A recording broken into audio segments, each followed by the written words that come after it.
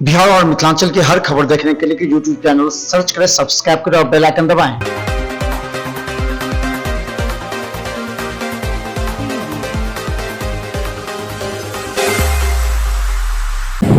नमस्कार, बिहार मिथिलांचल में आपका स्वागत है। बता दें, दरभंगा में बाढ़ ने दस्तक दे दी है और हम ये भी बताना चाहते हैं कि देखिए वो स्थल जहाँ से सैकड़ों लोगों की रोजी रोटी चलती है, यानी कि ये ईंट भट्टा।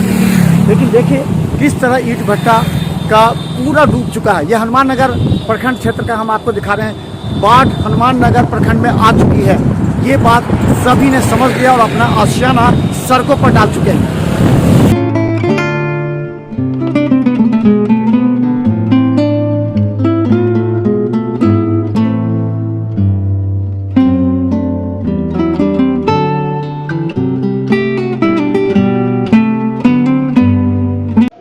मिथिलांचल में बाढ़ जैसे ऐतिहासिक सच माना जाता है, तो वहीं दूसरी तरफ मिथिलांचल के हजारों लोगों को रोजी रोटी एवं जीवन ईंट भट्टा पर निर्भर करना पड़ता है।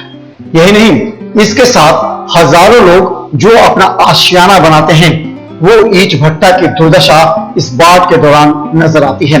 हनुमान नगर प्रखंड में कम से कम दर्जनों मुख्य सड़क के आसपास ईंट भट्टा है जो पूरी तरह अब बंद हो चुके हैं। 3 माह इनका कोई व्यवसाय नहीं होगा।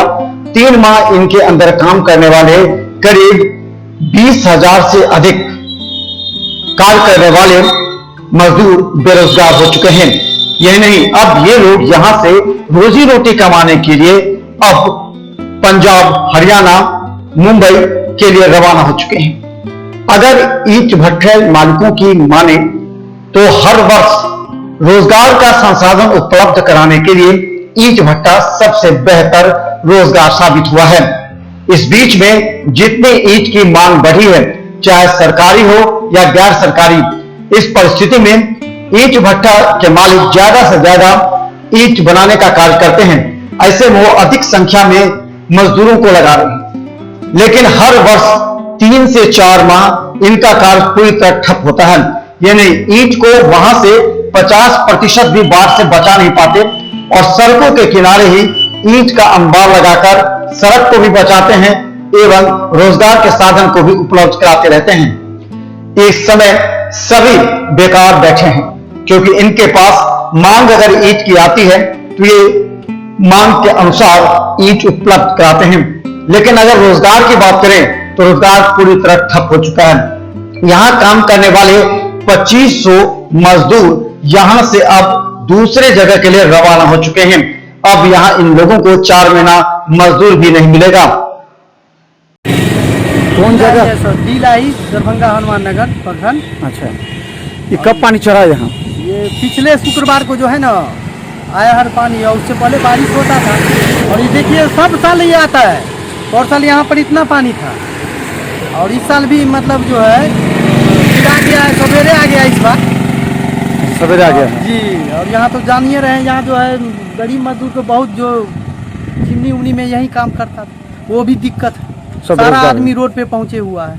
अच्छा, आप लोगों को हर वर्ष कितना नुकसान पहुंचता है इस वजह से, बाढ़ की वजह से? बहुत मतलब सिंगल जो मान के चले, हम लोग खेती पर बेगूसराय चला जाता है सारा माल जाल लेके। उसके बाद जो है क्या करेगा, यहाँ तो गरीब मजदूर है, कुछ बाहर चले जाता है सब लोग काम करने के लिए। अच्छा, ये आपको हर वर्ष मिट्टी भरना पड़ता है, फिर क्या होता है? जी, सब साल। क्या सब साल जो है पानी आता है तो मिट्टी भरना पड़ता है। अच्छा, तो एक अनुमानतः नुकसान कितना होता होगा हर साल? कितना ईंटा का या सामान का कितना? उसका तो करीब 15 लाख से ऊपर का नुकसान हो जाता है हर साल जी। काहे तो सारा डॉग टॉग जितना है गोल जो है वो सब सारा टूट जाता है, और उसको फिर बनाने में, मरम्मत करने में सारा जितना है मतलब टोटल कुछ करना पड़ता है। अच्छा, कितना का सामान आप लोग, कितना ईंटा आप लोग बचा पाते हैं?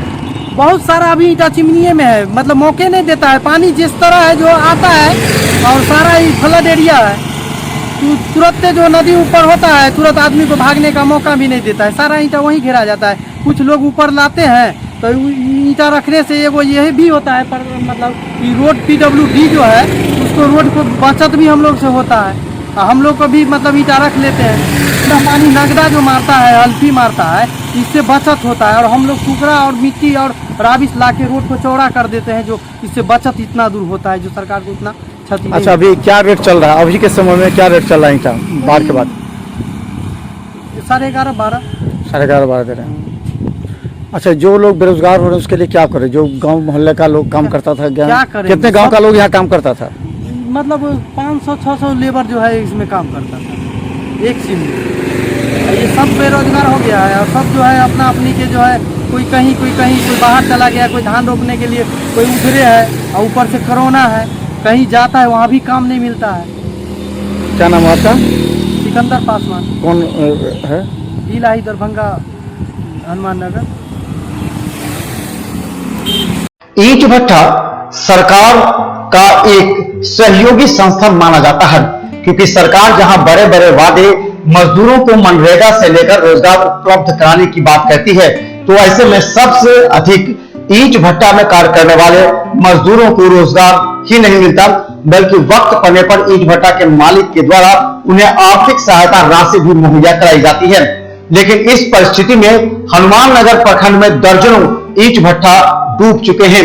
इनका सारा बना हुआ ईंट डूब चुका है। हर वर्ष उन्हें 15 लाख रुपए का नुकसान उठाना पड़ता है, क्योंकि अब ये सूखेंगे। इसके बाद जो ईंट होते हैं उसे मकान बनाने में उपयोग नहीं किया जाता। इस परिस्थिति में ईंट भट्टा मालिकों को प्रत्येक वर्ष 15 लाख रुपया नुकसान उठाना पड़ता है। इसके अतिरिक्त इन लोगों को बैंक का कर्ज अलग है। जो ईंट बचते हैं उसे टुकड़ा टुकड़ी कर कहीं सड़क में या अन्य जगह इस्तेमाल करना पड़ता है, जिनसे आर्थिक नुकसान पहुंच रहा है।